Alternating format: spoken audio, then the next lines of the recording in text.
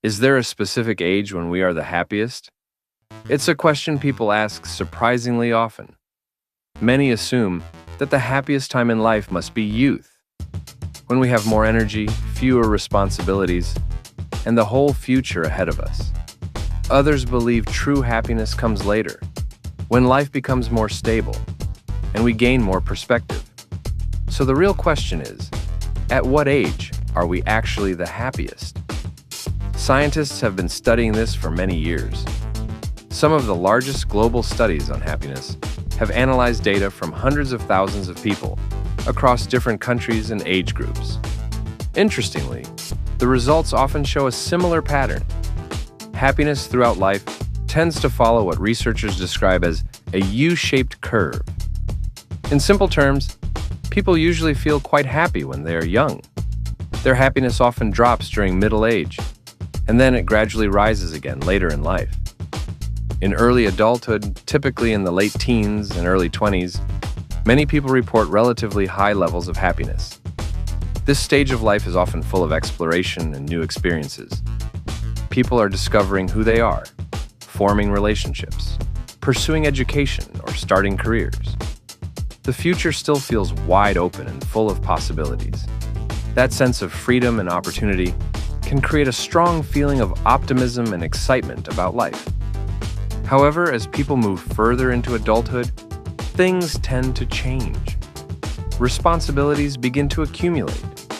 Careers become more demanding, financial obligations increase, and many people are raising children or caring for family members. At the same time, there is often pressure to succeed and a tendency to compare one's life with the lives of others. Many people begin to reflect on whether their life has turned out the way they once imagined it would.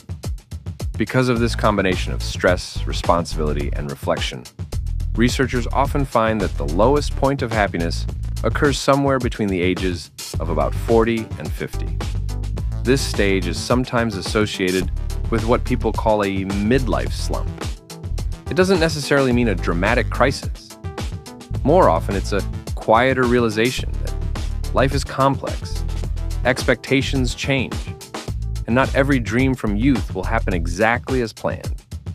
But there's also very good news. For many people, happiness starts to rise again after this period.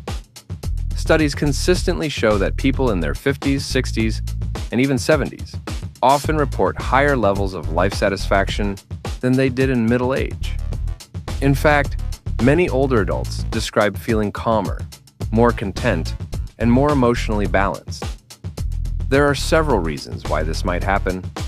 One of them is experience.